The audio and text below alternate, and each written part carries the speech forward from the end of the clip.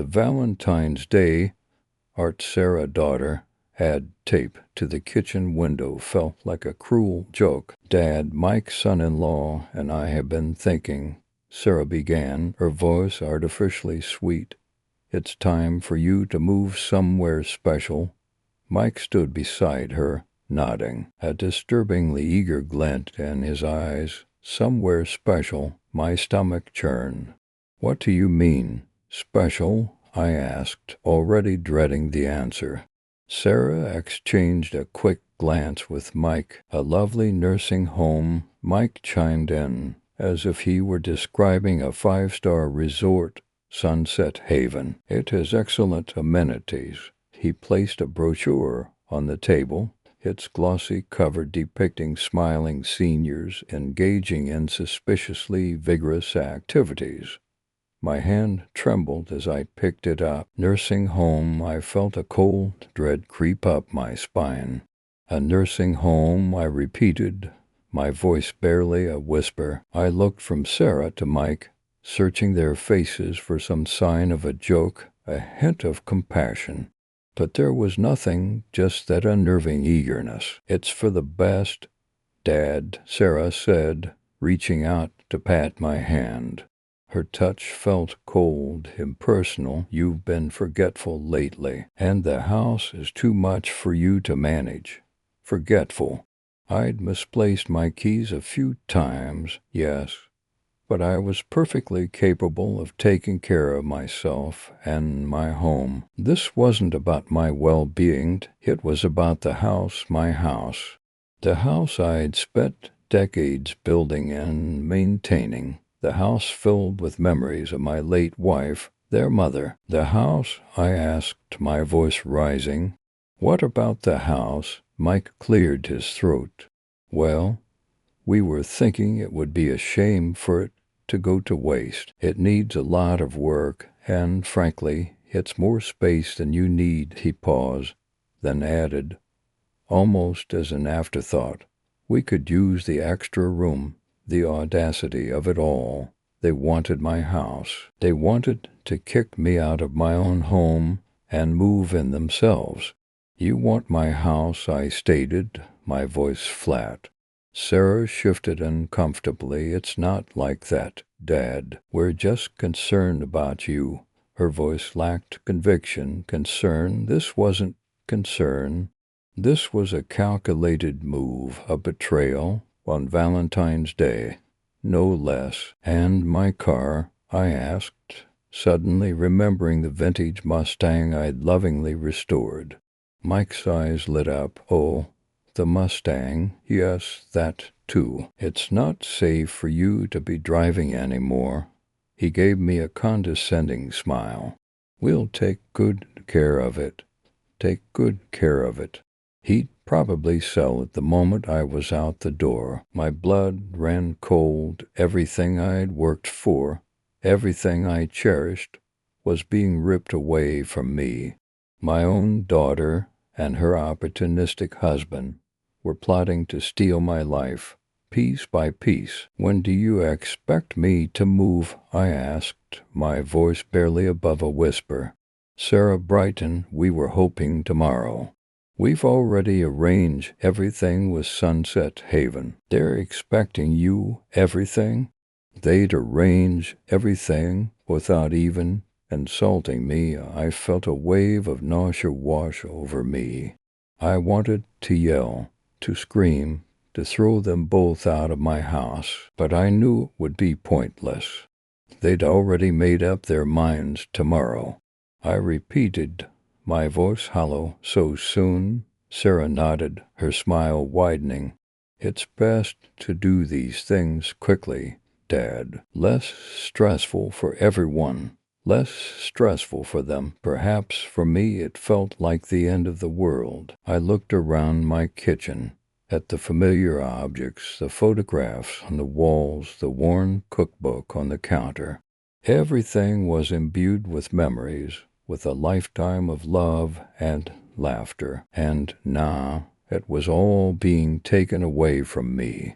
I need some time to think, I said, my voice shaking. "Can we talk about this later?" Sarah exchanged another glance with Mike. "Of course, Dad," she said, her voice dripping with false concern. "Take all the time you need." She kissed my cheek, a fleeting, empty gesture. Mike patted my shoulder. "Don't worry, John. Everything will be fine." They left the kitchen, their voices fading as they discussed their plans for redecorating their new house. I sank into my chair, my head in my hands. Everything will be fine. How could he say that? My own daughter and her husband had just betrayed me in the most unimaginable way. But as the anger and despair subsided, a different emotion began to surface: resolve. They might think they had won, but they were wrong. This was far from over. I had a few tricks up my sleeve. They wanted my house, my car, my life. They'd get them. But not in the way they expected. Not at all. Rain lashed against the kitchen window, mirroring the storm brewing inside me. "Dad, it's for the best," Sarah daughter said, her voice tight, not meeting my eyes. "For the best," I echoed, the words tasting like ash in my mouth. "Better for whom? For you to take over my house?" It was Valentine's Day, a day for love, a day I had always cherished. And here I was, being told I was being shipped off to Sunset Haven. Mike's son-in-law stood beside her, shifting his weight uncomfortably. "It's not like that, John," he began, but I cut him off. "Don't John me," I said, my voice shaking slightly. "You've made your intentions clear. This isn't about my well-being. It's about my house, isn't it?" The silence that followed was thick with unspoken truths. Sarah finally looked up, a flicker of what? Guilt? Resignation? "The doctor said it was the best option," she mumbled, wringing her hands. "He thinks you need more care than we can provide. The doctor you conveniently consult without my knowledge." I challenged, feeling a cold knot forming in my stomach. This wasn't a discussion. It was an ambush, a carefully orchestrated takeover. Mike cleared his throat. "We're doing this for you, John. Sunset Haven is a lovely place. They have activities. Other people your age." His voice trailed off, as if even he didn't believe the words coming out of his mouth. I looked around my kitchen, at the worn, familiar countertops, the faded photographs on the fridge, the chipped mug I used every morning. This was my home, the place where I had raised Sarah, where we'd celebrated birthdays and holidays, where we'd shared countless meals and conversations. And they were taking it from me. "Activities," I repeated, a bitter laugh escaping my lips. "Bingo nights and pudding cups. That's not my life. It's for your own good," Sarah insisted, her voice rising slightly. "You've had a few falls lately. What if you hurt yourself badly when no one's around?" I stared at her, the words hitting me like a physical blow. Falls. Yes, I'd had a couple of stumbles, a natural consequence of getting older, but not enough to warrant being banished to some sterile institution. "I can take care of myself," I stated firmly, but the words felt hollow even to my own ears. They had already made up their minds. The rest of the conversation was a blur. They laid out their plans, their voices calm and reasonable, as if they were discussing the weather, not the dismantling of my life. They would move my belongings to Sunset Haven, sell the house, and make sure I was comfortable. Comfortable, the word dripped with insincerity. I retreated into myself, a quiet resolve hardening within me. I would play along. I would let them think they had won, but I would not be defeated. The following days were a surreal montage of packing boxes and goodbyes. Sarah and Mike bustled around the house, their efficiency tinged with a barely concealed eagerness. I watched them, my face a carefully constructed mask of resignation, my mind working furiously behind the scenes. I signed the papers they placed in front of me, aware of the weight of each stroke of the pen. I allowed them to pack up my belongings, my memories, my life, and load them into a van. On the day I left, the rain had stopped, and a watery sun peeked through the clouds. As I stood on the porch, looking back at my house, a wave of sadness washed over me. "Don't worry, Dad," Sarah said, patting my arm. "You'll be happy at Sunset Haven. We'll visit often." Mike gave me a quick, awkward hug. "Take care, John," he mumbled. I nodded, my throat too tight to speak. As the car pulled away, I looked back one last time. The house stood silent and empty, a hollow shell of its former self. A promise formed in my mind, a silent vow. This wasn't the end. This was just the beginning. I would return, and when I did, things would be very different. I just had to figure out how. The faintest hint of a smile touched my lips. They thought they had won. They thought they had outsmarted me. They had no idea what was coming. They had underestimated the quiet resolve of a man pushed to the edge. The Valentine's Day, if they had given me the gift of exile and betrayal, would be returned tenfold. The sickly sweet smell of the Valentine's Day roses Sarah's daughter had brought clashed sharply with the bitter taste in my mouth. "They're lovely, dear," I said, forcing a smile, but the gesture felt hollow. "But why are we having such a formal dinner here tonight?" Mike's son-in-law cleared his throat, fiddling with his tie. "Well, John," he began, that overly solicitous tone grating on my nerves, "we wanted to discuss your living arrangements." My heart sank. I'd known this conversation was coming, dreaded it in fact, but hearing those words still felt like a punch to the gut. "We found a lovely place for you," Sarah's daughter chimed in, her voice a little too bright. "Sunset Haven. It's got excellent facilities, and you'll have constant care." "Care?" I scoffed, setting down my fork. "I don't need care. I'm perfectly capable of looking after myself in my own home." The roast beef on my plate suddenly seemed to mock me, a symbol of the comfortable life they were so eager to wrest from my grasp. Mike's son-in-law exchanged a quick glance with Sarah's daughter. "Dad," he said, his voice hardening slightly, "we've been over this. The house is too much for you to manage now. It's for your own good." I pushed my plate away, my appetite gone. "For my own good or for yours?" The words hung heavy in the air. Sarah's daughter's smile faltered. "Don't be like that, Dad. We're just trying to help." She reached across the table and patted my hand, a gesture that felt more like a possessive claim and an affectionate touch. "Help yourselves to my house and car, you mean," I muttered, looking away. The silence that followed was thick with unspoken accusations. I could feel their eyes on me, assessing, calculating. Finally, Mike's son-in-law broke the silence. "The paperwork is already filed," he said, his voice firm. "We're moving you in on Monday." He spoke as though discussing the delivery of a new appliance, not the uprooting of my entire life. I looked from Sarah's daughter's strained smile to Mike's son-in-law's determined expression and felt a cold wave of loneliness wash over me. My own daughter colluding with this opportunist to steal everything I had worked for.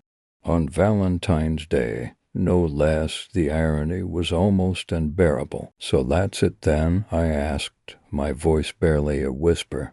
"You've made your decision, and I have no say in the matter?" Sarah, daughter, reached for my hand again.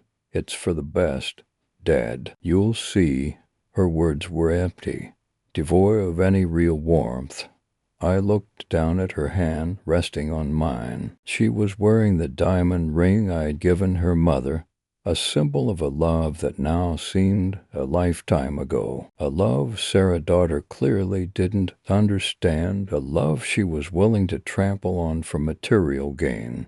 You'll see, I echoed, a strange calm settling over me. The anger I'd felt moments before began to recede, replaced by a quiet resolve.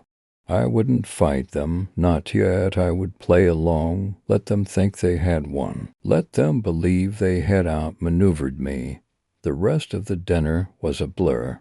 I ate mechanically, barely tasting the food, my mind racing. I listened to their chatter, their plans for my house, my car, my life, as if they were discussing the disposal of unwanted furniture. They talked about redecorating, about selling my classic car, about the freedom this would give them, freedom at my expense. I watched them, my face a mask of compliance, and a plan began to form in my mind, a seed of defiance taking root in the barren landscape of my despair. After dinner, they helped me pack a few belongings, a few carefully chosen items.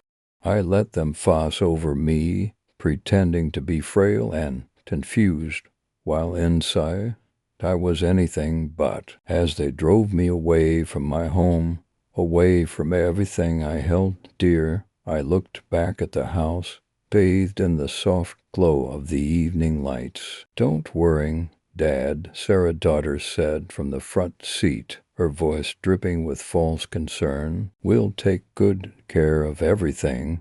Mike's son-in-law nodded in agreement, his eyes fixed on the road ahead.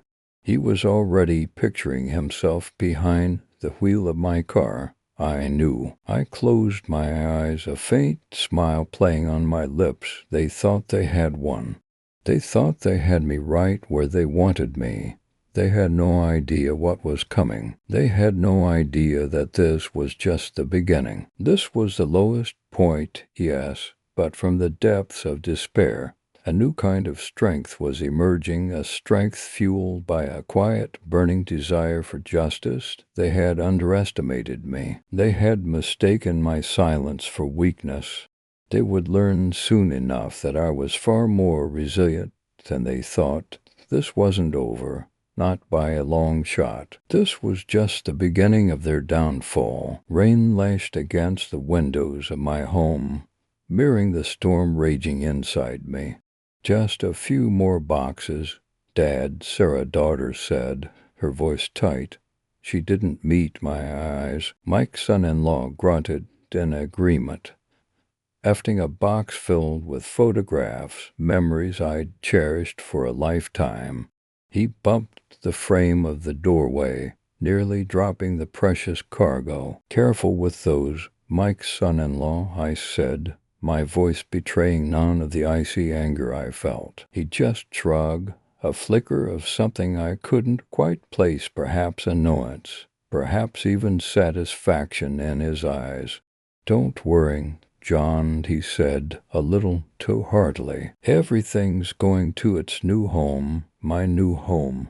Sunset Haven," a name that sounded more like a retirement paradise than the sterile, understaffed facility actually was. I watched them, my supposed loved ones, systematically strip my house bare. My house, the place where Sarah, daughter, took her first steps, where we celebrated countless birthdays and holidays, where my late wife, Mary, and I built a life together. Now it was being emptied, piece by piece, under the guise of making things easier for me, easier for whom I wanted to scream. But I remained silent, observing. Each loaded box, each piece of furniture carried out, fueled a quiet resolve within me. They thought they were winning, that they'd successfully maneuvered me into this corner. They thought they'd gotten away with it. They were wrong. I sat in my armchair, the only piece of furniture left in the living room, pretending to be frail and defeated. "Are you sure you have everything, Sarah, daughter?" I asked, my voice a weak tremor. "Don't want you making another trip." She glanced at the nearly empty room, then back at me. "Pretty sure we've got it all, Dad," she said, a forced brightness in her voice. "Just a few more things in the attic, and then we're done." The attic, where I kept the things Mary and I treasured most. The things Sarah, daughter, and Mike's son-in-law didn't even know existed.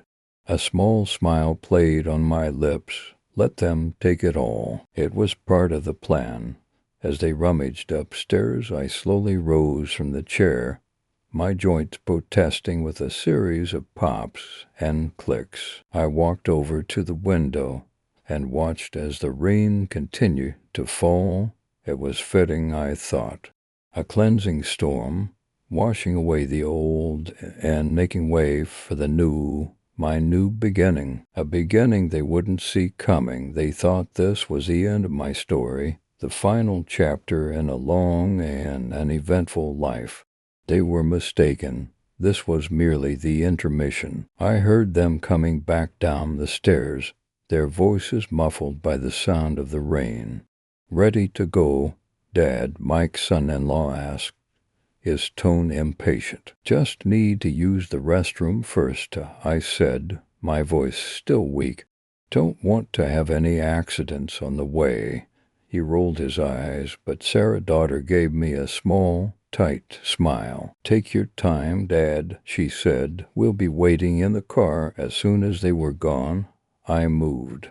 I retrieved a small, locked box from its hiding place beneath the floorboards. Inside were documents that proved my ownership not just of this house, but also of several other properties, investments Sarah, daughter, and Mike's son-in-law knew nothing about. They thought they were inheriting everything, but they hadn't even scratched the surface.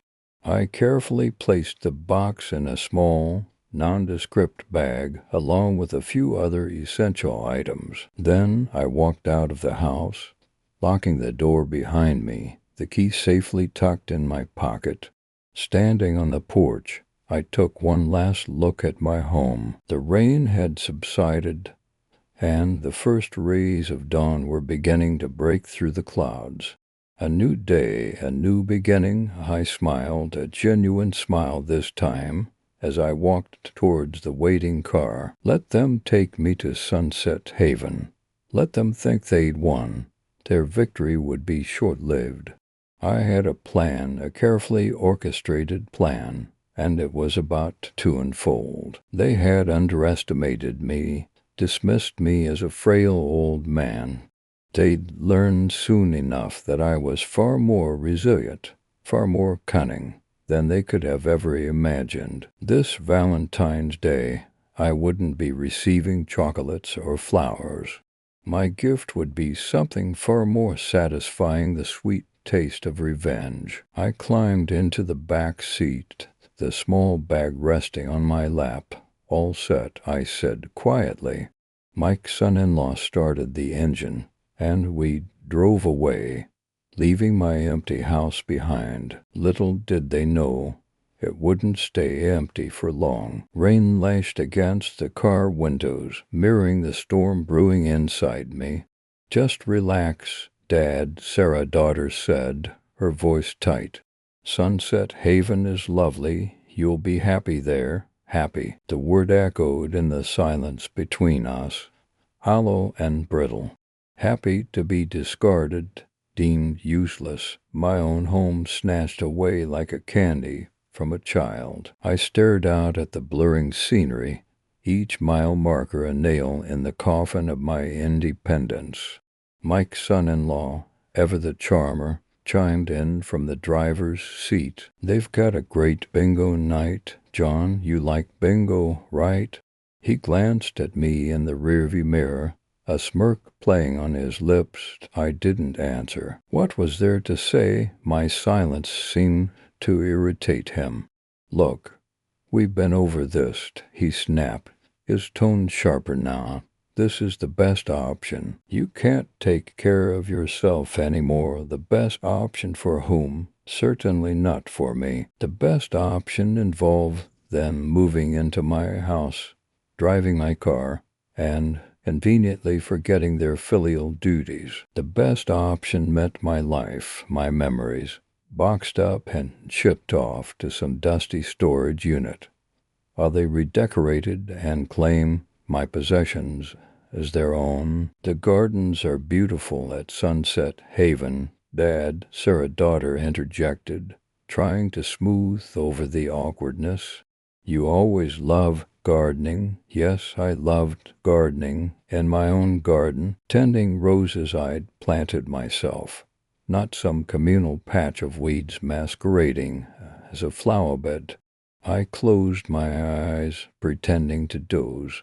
Let them think I was senile, compliant. Let them underestimate me. It was a familiar tactic, one I'd honed over years of dealing with corporate sharks and backstabbing colleagues. Play the fool. Let them reveal their hand, then strike when they least expect it. I knew what they wanted. My house, of course. The comfortable Victorian I'd meticulously restored, brick by brick, and my car, the vintage Mustang I'd lovingly maintained for decades. They'd made that clear with their thinly veiled hints and pointed questions about my long-term plans. "Almost there, John," Mike's son-in-law announced, his voice laced with false cheer. I opened my eyes, feigning a weary smile. "Wonderful," I murmured, letting a hint of fragility seep into my voice. "Can't wait to see this paradise." The car pulled up to a drab two-story building. Sunset Haven. The name itself was a lie. There was no sunset here, only the twilight of forgotten lives. The building reeked of disinfectant and despair. Sarah's daughter fussed over me, helping me out of the car, her touch perfunctory, devoid of genuine affection.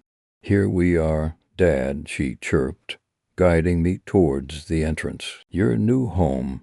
Inside, the harried receptionist barely glanced up from her paperwork. Sarah's daughter and Mike's son-in-law, bringing John's father in for processing, Sarah's daughter announced, her voice crisp and efficient. The receptionist stamped some forms, handed Sarah's daughter a key, and gestured vaguely towards a hallway. "Room 204, second floor. Someone will show you around later." And that was it. I was processed, catalogued, and dismissed like a piece of unwanted furniture. As they led me down the sterile hallway, I observed everything. The flickering fluorescent lights, the peeling wallpaper, the vacant stairs of the residence. I committed it all to memory, filing it away for future use. This wasn't my home. It was a temporary holding pen. I allowed myself to be ushered into the small, sparsely furnished room. "Make yourself comfortable, Dad," Sarah's daughter said, placing my single suitcase on the floor. "We'll come visit soon, soon." Another hollow word. I knew what soon meant in their vocabulary. It meant never. They hugged me goodbye, their embraces stiff and awkward. Mike's son-in-law clapped me on the shoulder. "Take it easy, John," he said, a glint of triumph in his eyes. "We'll take care of everything." As they turned to leave, I managed a weak smile. "Thank you, both," I whispered. "You're so kind." The door clicked shut behind them, leaving me alone in the suffocating silence. I sat on the edge of the narrow bed, letting the weight of their betrayal settle over me. But beneath the surface of my apparent defeat, a flicker of resolve ignited. They thought they had won. They thought they had me cornered, discarded, forgotten. They were wrong. This wasn't the end. It was the beginning of my plan. I had a few phone calls to make, a few old friends to contact, and a Valentine's Day surprise they would never forget. The stale air of Sunset Haven hit me like a physical blow. "I don't want to get settled," I said, my voice trembling slightly. "I want to go home." Sarah's daughter patted my hand, a gesture that felt more like a dismissal than comfort. "Now, Dad," she said, her tone saccharine sweet, "this is for the best. It's a lovely place, isn't it, Mike's son-in-law?" Mike's son-in-law nodded, his eyes darting around the room, avoiding my gaze. "Top-notch facilities," he chimed in. "You'll be much happier here, John." Happier? They had stripped me of my independence, my home, my car, on Valentine's Day, no less, and now they dared to speak of happiness. I clung to the worn photo album in my lap, the only possession they hadn't yet managed to pry from my grasp. Inside, pictures of Sarah's daughter as a child, her gap-toothed grin radiating pure joy, mocked the hollow shell of the woman she had become. A nurse, her namatag read Brenda, bustled over, her smile strained. "Welcome to Sunset Haven, Mr. Peterson," she said, extending a hand. I shook it limply. "Let's get you settled into your room, shall we?" The room was small, cramped, and smelled faintly of disinfectant. A single, narrow window offered a view of a brick wall. "This is cozy," I managed, my voice thick with etched tears. Sarah's daughter began unpacking my meager belongings, placing them haphazardly in the drawers. "We brought your favorite sweater, Dad," she said, holding up a moth-eaten cardigan I hadn't worn in years. It was a blatant attempt to feign concern, a performance for the benefit of the nurse. Brenda left, and the mask of concern dropped from Sarah's daughter's face as quickly as it had appeared. "Right," she said, turning to Mike's son-in-law. "Let's get the paperwork sorted. We need to finalize the transfer of the house and the car." My ears perked up. "The transfer?" I asked, feigning confusion. Mike's son-in-law sighed impatiently. "Yes, John. Remember, you signed the papers. We're taking care of everything for you." He patted his breast pocket, where I presume the documents resided. My heart pounded. They thought they had won. They thought they had me trapped. But they were wrong, so very wrong. I played along, nodding weakly, pretending to be the confused, senile old man they clearly believed me to be. "Oh, yes, the papers," I mumbled, so much to remember they exchanged a smug look, their greed palpable. As they left, promising to visit again soon, I allowed myself a small, almost imperceptible smile. They had underestimated me. They had focused on the tangible assets, the house, the car, but they had overlooked the intangible. They had forgotten about the Valentine's Day gift I had meticulously prepared, a gift that would deliver a far more devastating blow than the loss of any material possession. The days that followed were a blur of bland meals, mind-numbing activities, and the constant, underlying hum of loneliness. I endured it all, patiently waiting for my moment. I made small talk with the other residents, learning their stories, their regrets, their hopes. I observed the staff, noting their routines, their weaknesses, their blind spots. I gathered information, like a spider spinning its web, each thread bringing me closer to my goal. Then, one evening, as the sun dipped below the horizon, casting long shadows across the room, my opportunity arrived. A young nurse, fresh-faced and eager to please, approached me. "Mr. Peterson," she said, "you have a visitor." My heart leapt. It was time. I followed her down the sterile hallway, my steps steadier than they had been in weeks. As I entered the visitors' lounge, I saw him sitting there, a man I had met only once before, but a man whose services I had secured with a promise I intended to keep. He stood up, a briefcase in his hand. "Mr. Peterson," he said, a respectful nod. "I have everything you requested." My eyes flicked towards the doorway, where Sarah's daughter and Mike's son-in-law stood, their faces etched with confusion and a dawning sense of dread. They had come to gloat, to revel in their ill-gotten gains. Instead, they were about to witness their carefully constructed world crumble around them. "Good," I said, my voice clear and strong. "Let's begin." The lawyer opened his briefcase, and I knew, with a certainty that warmed me from the inside out, that this Valentine's Day I would be giving a gift they would never forget, and I would finally be going home.